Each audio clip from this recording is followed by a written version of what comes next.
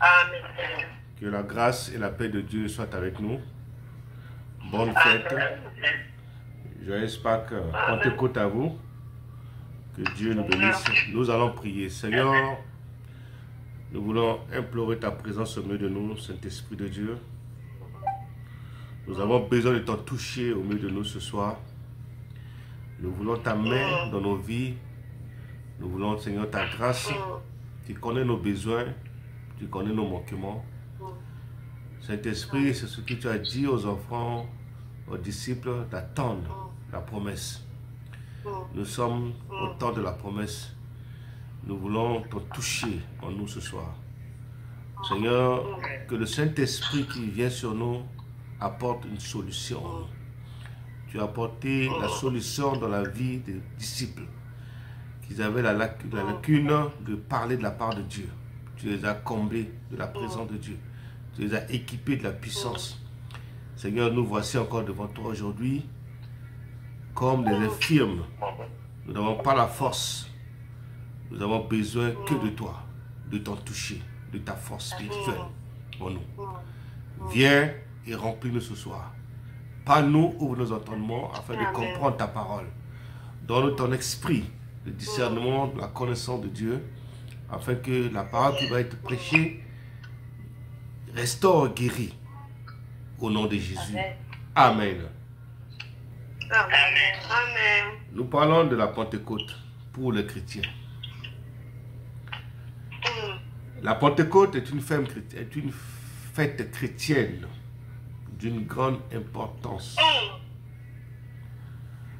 qui marquant la descente du Saint-Esprit sur les apôtres et d'autres disciples. Parce qu'il n'y avait pas que les apôtres qui étaient dans la chambre haute, il y avait aussi d'autres disciples qui suivaient aussi Jésus-Christ. La mère de Jésus aussi, était aussi parmi les 120 qui étaient dans la chambre haute. Cet événement est fondamental pour la foi de tout chrétien, car il symbolise l'accomplissement de la promesse de Jésus-Christ d'envoyer un consolateur. Le consolateur qui est le Saint-Esprit. Et quand nous lisons dans Jean chapitre 14, le verset 16 à 17, je vais lire, il dit, « Et moi, je prierai le Père, et il vous donnera un autre consolateur, afin qu'il demeure éternellement avec vous.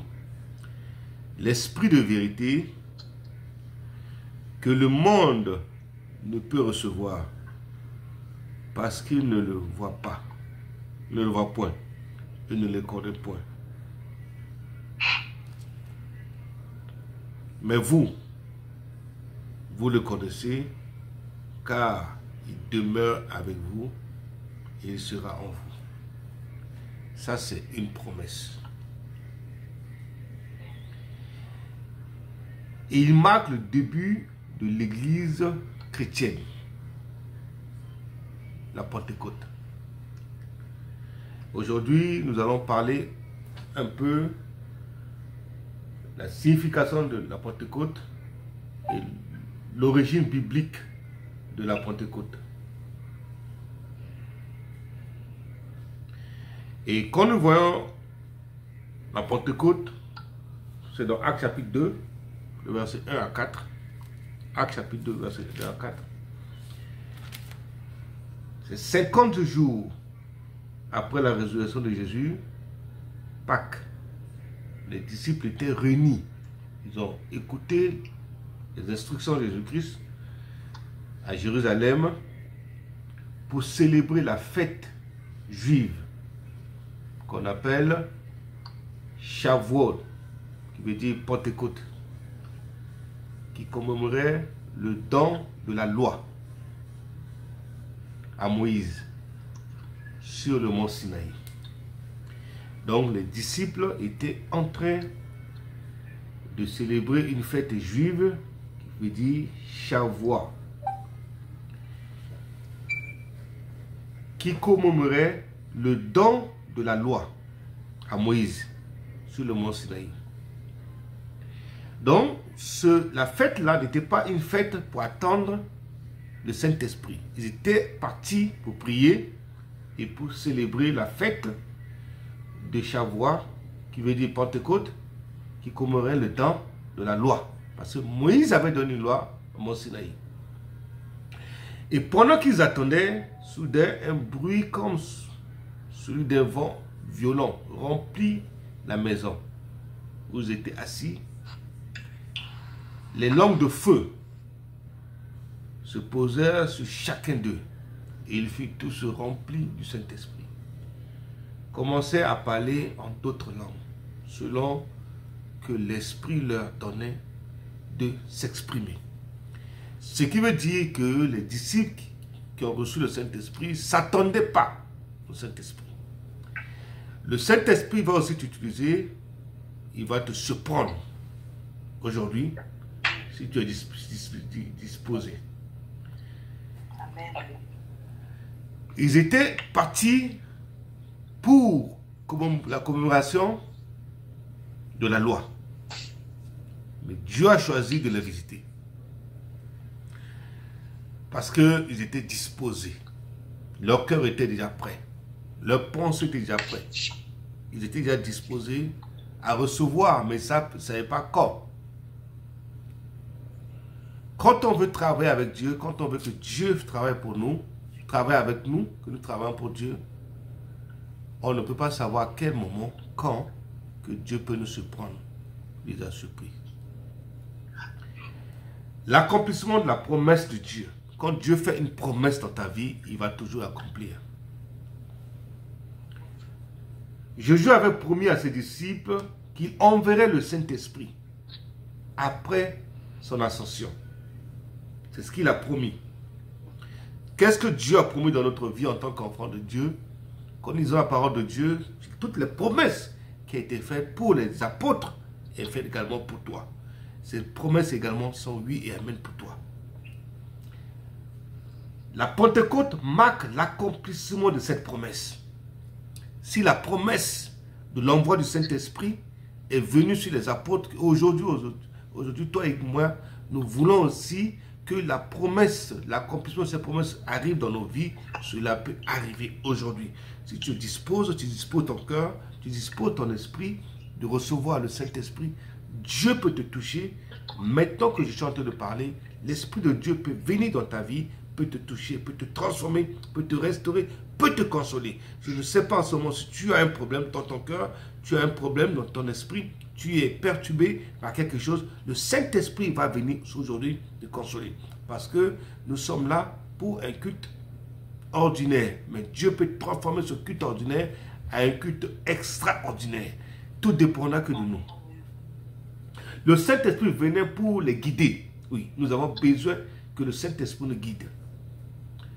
Les fortifier et les équiper pour la mission de propager l'évangile, de propager la parole de Dieu. C'est le but du Saint-Esprit qui devait venir. Si nous voulons le Saint-Esprit, son but est de nous restaurer. Son but est de nous équiper. Son but est de faire de toi une femme évangéliste ou une femme évangéliste, une femme pasteur, une femme qui va gagner des âmes comme prophète, comme la femme Amen. prophétesse. Yes. Nous avons besoin du Saint-Esprit pour recevoir ce don.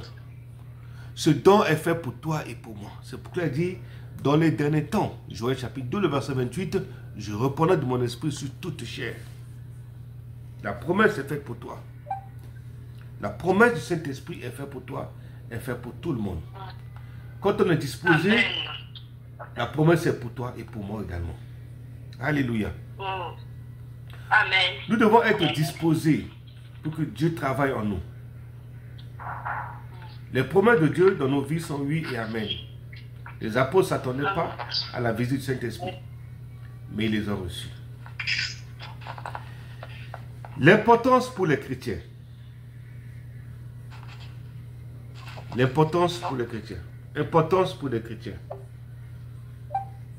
Nous voyons que la naissance de l'Église La Pentecôte est souvent considérée comme le jour de la naissance de l'Église chrétienne, après avoir reçu le Saint-Esprit.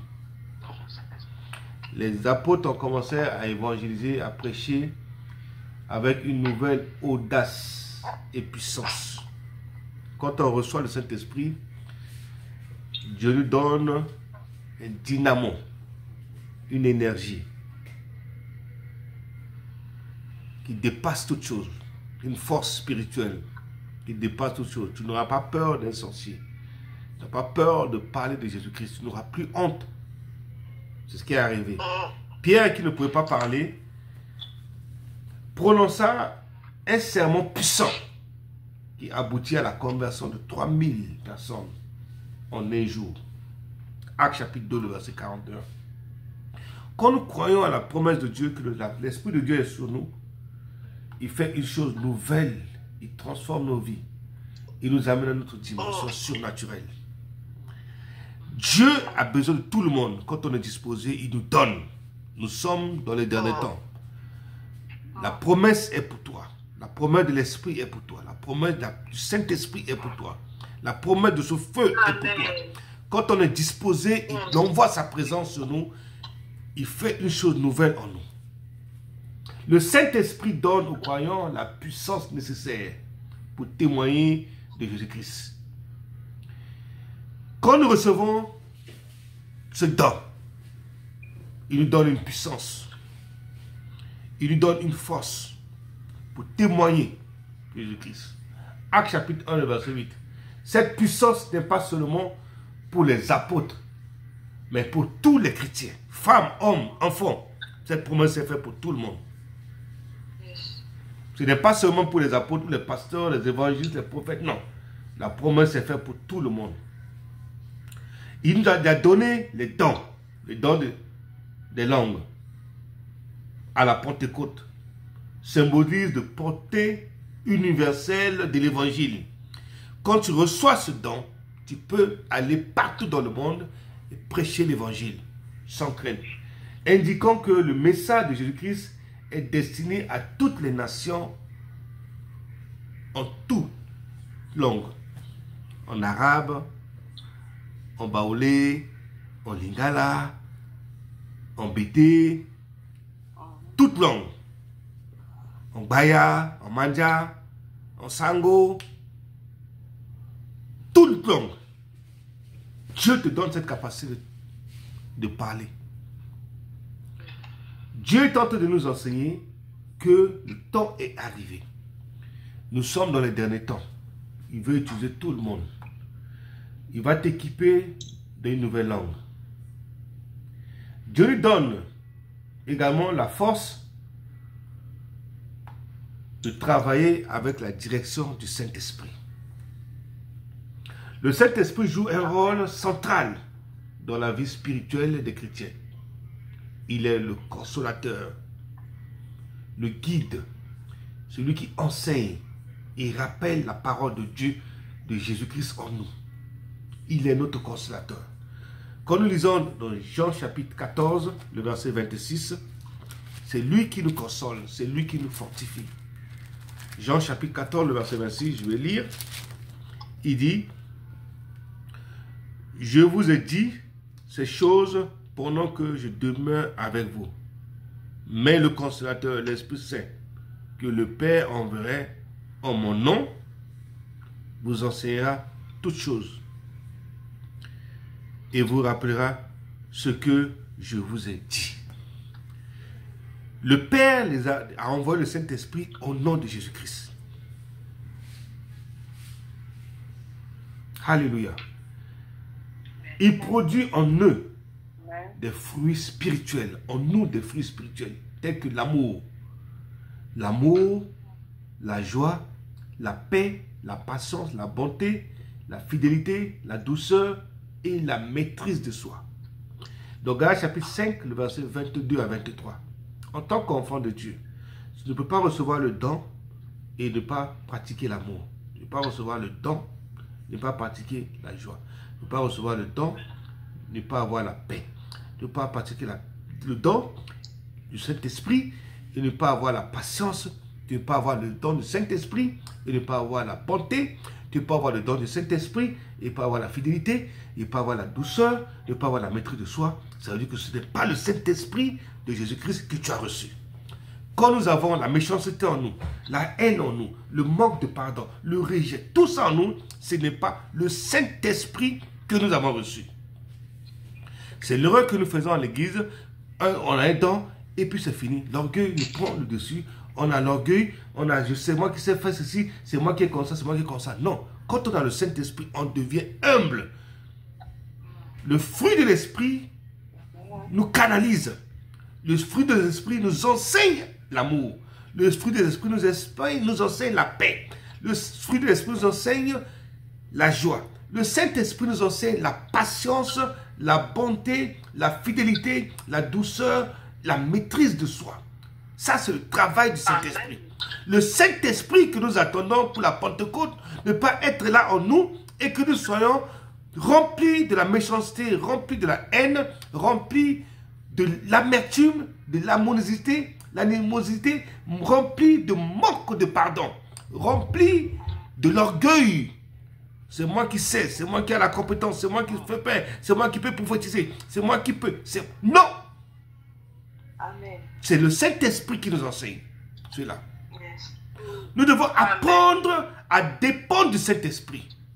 Et quand on dépend du Saint-Esprit, il nous enseigne ses fruits. L'amour. Quand on a l'amour, le Saint-Esprit travaille en nous.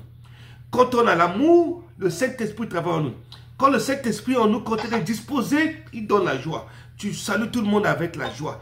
Tu ne froisses pas ton visage devant les gens. La paix qui surpasse toute intelligence s'installe en toi. Tu vas voir que la patience, tu n'es pas pressé de prêcher, tu n'es pas pressé de faire l'œuvre de Dieu, tu n'es pas pressé. Tu attends le Saint-Esprit te guider. Tu attends le Saint-Esprit te conduire. Tu attends le Saint-Esprit te faire. Tu attends le Saint-Esprit guider tes pas. Quand le Saint-Esprit guide tes pas, tu deviens une femme extraordinaire ou un homme extraordinaire. Les gens ne peuvent pas te comprendre.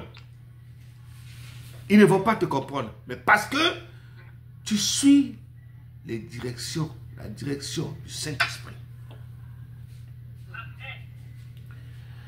Unité et communauté. Oui. La Pentecôte montre l'importance de la communauté et de l'unité parmi les croyants.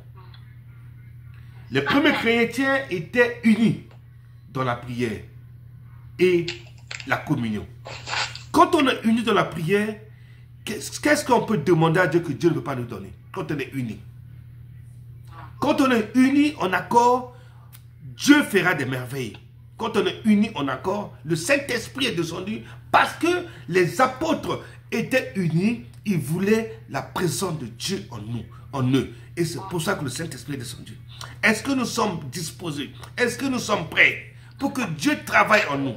Quand on est disposé, on est prêt pour que le Saint-Esprit travaille en nous. Il est toujours prêt à manifester sa puissance, son nom dans nos vies. Parce que Christ a dit que le Père enverrait le Saint-Esprit, le Consolateur, en mon nom. Parce qu'il sait que quand on est disposé, c'est en ce moment-là qu'il envoie le Saint-Esprit.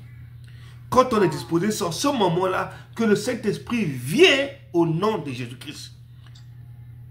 Et quand le nom de Jésus-Christ vient dans nos vies par le Saint-Esprit, il apporte une transformation. Il apporte un changement. Quand il n'y a pas de transformation en nous en tant que chrétiens, quand il n'y a pas de changement en nous en tant que chrétiens, quand il n'y a pas l'amour en tant que dans nos vies comme chrétiens, quand on n'a pas la patience en nous comme tant que chrétiens, quand on n'a pas la bonté dans nos vies comme chrétiens, quand on n'a pas la fidélité en nous comme chrétiens, quand on n'a pas la douceur, la maîtrise de soi en nous, ce n'est pas le Saint-Esprit que nous avons reçu. Ok. Ce n'est pas le Saint-Esprit que nous avons reçu. C'est notre émotion personnelle que nous avons reçue. Nos sentiments personnels que nous avons reçus. Ce n'est pas le Saint-Esprit. Revois le Saint-Esprit que tu as reçu. Est-ce que le Saint-Esprit est venu en toi? Il t'a amené la méchanceté. Le Saint-Esprit ne donne pas la méchanceté. La haine ne donne pas la haine. Il ne donne pas le manque de pardon, la colère, l'impatience.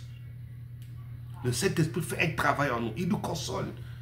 Il nous rassure qu'il est avec nous. Alléluia. Amen. Le Saint-Esprit œuvre pour créer et maintenir l'unité. Le Saint-Esprit œuvre pour créer et maintenir l'unité dans l'église, dans la communauté. Quand on parle de l'église, l'église c'est toi, l'église c'est moi. La communauté c'est l'église. Ce n'est pas le bâtiment. Ce n'est pas le bâtiment, le building. Mais la communauté c'est toi et moi. L'église c'est toi et moi. C'est l'unité. Et quand on est unis, Dieu se manifeste en nous. Éphésiens chapitre 4, le verset 3 à 4.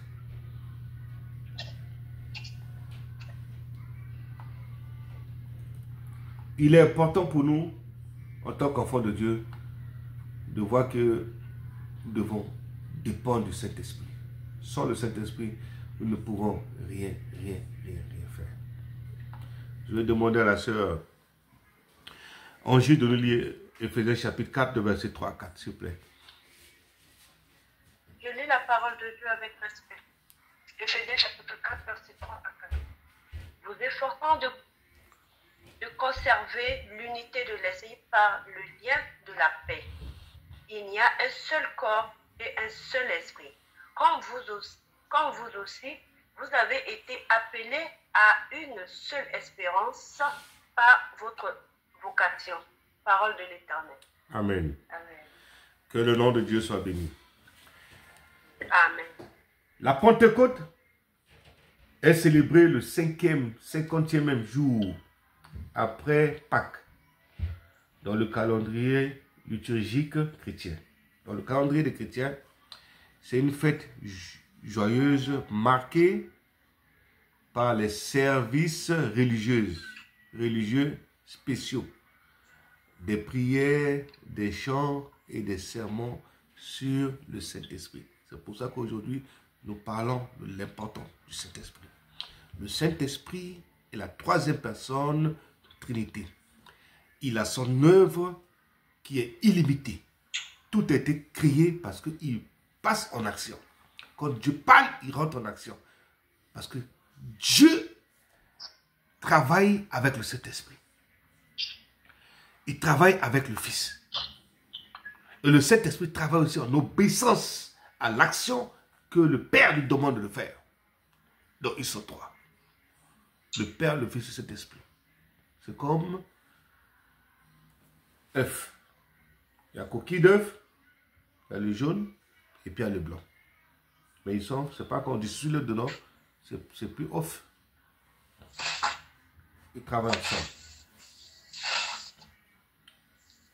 Nous devons chanter pour remercier le Seigneur pour la venue du Saint-Esprit. Nous devons bénir sa présence parce qu'il est avec nous. Le Saint-Esprit fait un travail extraordinaire en nous.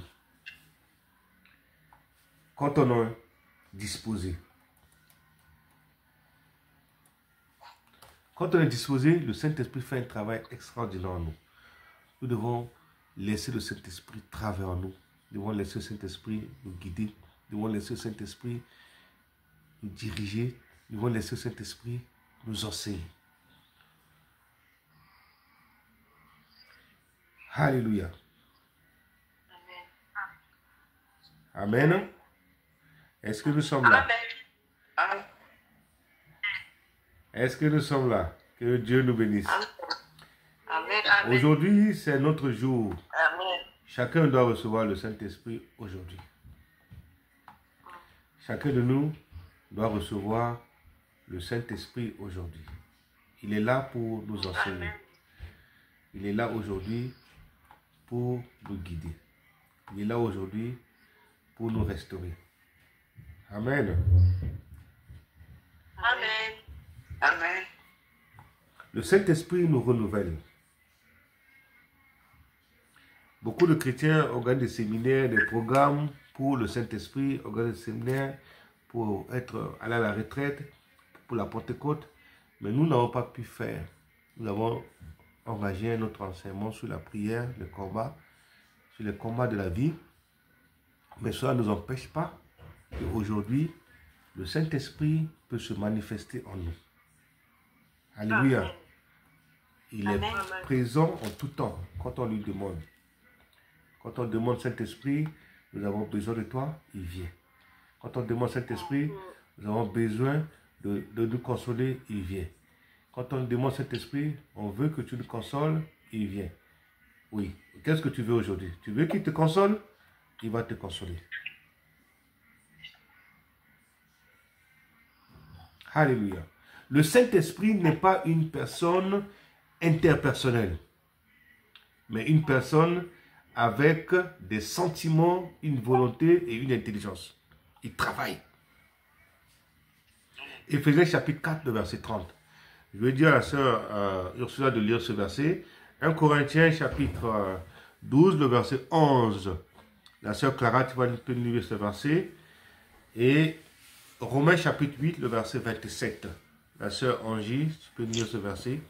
C'est 3 versets.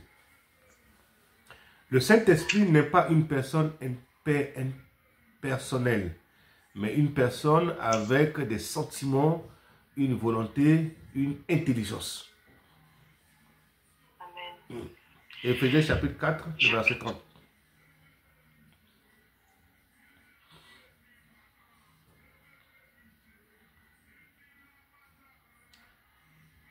Pour le jour de la rédemption. Amen. Oui, tu peux relire encore, on n'a pas entendu. Je n'ai pas entendu, s'il te plaît. Tu peux lire ça encore, la sœur Ursula? N'attristez pas le Saint-Esprit. N'attristez pas le Saint-Esprit de Dieu, par lequel vous avez été scellés pour le jour de la rédemption. Amen. Amen. N'attristez pas le Saint-Esprit, que vous avez été scellés le jour de la rédemption. Donc, nous, si nous avons le Saint-Esprit, nous ne devons pas l'attrister. Alléluia. Aujourd'hui, chacun doit recevoir le Saint-Esprit. Quand on va finir, quand on est disposé, il va nous visiter. Amen. 1 Corinthiens chapitre 12, le verset 11. La sœur Clara, s'il te plaît. 1 Corinthiens 12, le verset 11. Je lis au nom du Seigneur Jésus. Un seul et même esprit opère toutes ces choses, les distribuant à chacun en particulier comme il veut. Amen. Amen. Amen. Tu peux relire encore la sœur Clara? Un seul et même esprit opère toutes ces choses, les distribuant à chacun en particulier comme il veut. Oui, comme il veut. Amen. Comme il veut. Mm. Comme il veut. Il veut te donner les 9 dons. C'est lui qui choisit. Il donne à qui il veut. Amen. Ce qu'il attend de nous, c'est notre disposition devant le Seigneur. Notre disponibilité. Quand on est disposé, il nous donne. Alléluia. Romains chapitre 8, le verset 27. Romains chapitre 8, verset 27, je lis la parole de Dieu avec la paix. Et celui qui sonde le cœur reconnaît quelle est la pensée de l'Esprit, parce que c'est selon Dieu qu'il intercède en faveur des saints, avant de l'Éternel. Amen. Amen. Celui qui sonde le cœur. Celui qui sonde le cœur. Nous devons savoir que le Saint-Esprit travaille pour nous. Il sonde et il donne à qui il veut. Il nous donne selon notre cœur. Si ton cœur est rempli de l'amertume, rempli de la méchanceté, il ne peut pas te donner. Parce que le Saint-Esprit travaille avec toi pour que tu donnes l'amour, la paix, la joie. Tout ça, si tu n'as pas ça en toi, il ne va pas te donner. Parce que tu vas donner quoi? Tu donneras ce que tu reçois. Tu vas recevoir, non? Amen. Le rôle du Saint-Esprit, le consolateur et le guide. Jésus a promis d'envoyer le Saint-Esprit comme consolateur pour être avec les croyants et nous guider. Jean chapitre 14, le verset 16 à 17. Le Saint-Esprit, Jean chapitre 14, le verset 16 à 17. Le Saint-Esprit est venu également pour voir, il conduit les croyants dans la vérité et leur rappelle les enseignements de Jésus-Christ. Jean chapitre 16, le verset 13. La sœur Clara, tu peux lire Jean chapitre 16, le verset 13, s'il vous plaît. Lisons dans Jean 16, verset 13. Je lis au nom du Seigneur Jésus. Quand le consolateur sera venu, l'Esprit de vérité, il vous conduira dans toute la vérité, car il ne parlera pas de lui-même, mais il dira tout ce qu'il aura entendu et il vous annoncera les choses à venir. Amen. Amen. Vous voyez ce que le Saint-Esprit veut dire pour nous conduire. Il nous enseigne les choses à venir. Il nous révèle les choses à venir. C'est pour cela que nous devons compter sur lui. Sur tout. Amen. Le Saint-Esprit doit nous guider en tout. Alléluia. Le Saint-Esprit convainc le monde du péché, de la justice et du jugement. Jean chapitre 16, le verset 8. Jean chapitre 16, verset 8, je lis la parole de Dieu. Et quand il sera venu, il convaincra le monde en ce qui concerne le péché, la justice et le jugement. Amen. Amen. Le Saint-Esprit convainc le monde du péché, de la justice et du jugement. Le Saint-Esprit apporte régénérateur et sanctificateur dans la vie de chaque chrétien. Il joue un rôle crucial dans la nouvelle naissance des croyants, les générant et les renouvelant. C'est le rôle du Saint-Esprit. Le Saint-Esprit fait un travail, la nouvelle naissance. Parce que quand on est né de nos pères, de nos mamans, Christ vient également nous apporter le salut et nous donne également la nouvelle naissance. Tite chapitre 3, le verset 5. La sœur Ursula, tu peux lire ça? Tite chapitre 3, le verset 5. Le verset 5, 3, 5.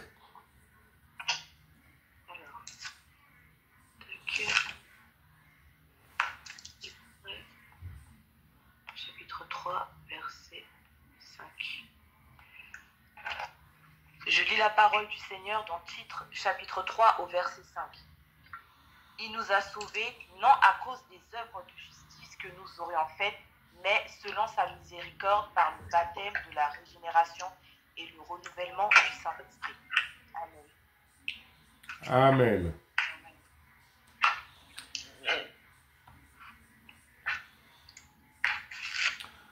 Le Saint-Esprit est le donateur des dons spirituels. Le Saint-Esprit est le donateur des dons spirituels. Le Saint-Esprit distribue divers dons spirituels aux croyants pour l'édification de l'Église. 1 Corinthiens chapitre 12, le verset 4 à 11. 1 Corinthiens chapitre 12, le verset 4 à 11. Je vais demander à la sœur Clara, tu peux lire ce verset s'il te plaît? Lisons dans 1 Corinthiens 12, chapitre 4 à 11. Et le verset 4 à 11. Il y a diversité des dons, mais le même esprit. Diversité des ministères, mais le même Seigneur. Diversité d'opérations, d'opératrices, mais le même Dieu qui opère tout en nous, tout en tous. Les Écritures sont un peu petites. Or, à chacun la manifestation de l'Esprit est donnée pour l'utilité commune. En effet, à l'un est donné par l'Esprit une parole de sagesse, à un autre une parole de connaissance,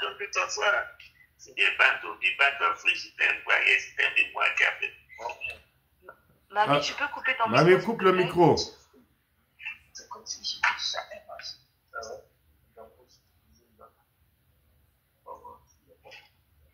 Mamie, Oui. Coupe le tu peux micro, couper le ton micro. s'il te plaît. Ok. Verset 8. En effet, à l'un est donné par l'Esprit une parole de sagesse, à un autre une parole de connaissance, le même Esprit à un autre la foi, par le même Esprit à un autre le don de guérison, par le même Esprit à un autre le don d'opérer des miracles, à un autre la prophétie, à un autre le discernement des esprits, à un autre la diversité des langues, à un autre l'interprétation des langues. Verset 11. Un seul et même esprit opère toutes ces choses, les distribuant à chacun en particulier comme il veut. Amen. Amen. Amen. Le Saint-Esprit nous donne toutes ses dons. Je pense que nous avons déjà fait un séminaire dessus, sur les dons spirituels et les manifestations. Et aujourd'hui, nous sommes là en train de parler du Saint-Esprit et de la Pentecôte. Le Saint-Esprit donne à chacun selon sa disposition. Quand tu es disposé, Dieu te donne. C'est le Saint-Esprit qui le donne. Si tu es disposé, il va te donner. Il te donnera également les fruits. Il produit les fruits de l'Esprit aux croyants. L'amour, la paix, la joie, la bonté, la bienveillance, la fidélité, la douceur et la maîtrise de soi. Ça, c'est le Saint-Esprit qui nous donne. Le Saint-Esprit intercède également pour les croyants, les aidant dans leur faiblesse et priant pour eux selon la volonté de Dieu. Tout ça, c'est l'œuvre du Saint-Esprit. Je ne sais pas ce que tu attends de Dieu, de Saint-Esprit aujourd'hui pour la Pentecôte. Le Saint-Esprit est indispensable pour la vie chrétienne. Il habite en chaque croyant, leur donnant la force et les capacités nécessaires pour vivre selon la volonté de Dieu. En tant qu'enfant de Dieu, le Saint-Esprit qui est en nous donne la capacité de surmonter toutes choses, donne la capacité de vivre comme des gens extraordinaires. C'est pour cela que la parole de Dieu aujourd'hui, nous allons prier pour que tu connais tes besoins, tu sais ce que tu traverses aujourd'hui. On va demander au Saint-Esprit de Dieu de te visiter, de t'aider, de te toucher au nom de Jésus-Christ. Amen. Nous allons prier. Tu vas prier ce soir pour que le Saint-Esprit de Dieu vienne en toi comme le jour de la Pentecôte. Nous sommes le jour de la Pentecôte. Tu connais tes besoins. Et le Saint-Esprit, c'est lui qui est le donateur des dons spirituels. C'est lui qui donne également les dons, les fruits de l'Esprit. Il va te donner ça aujourd'hui. Au nom de Jésus-Christ. Amen. Nous allons prier.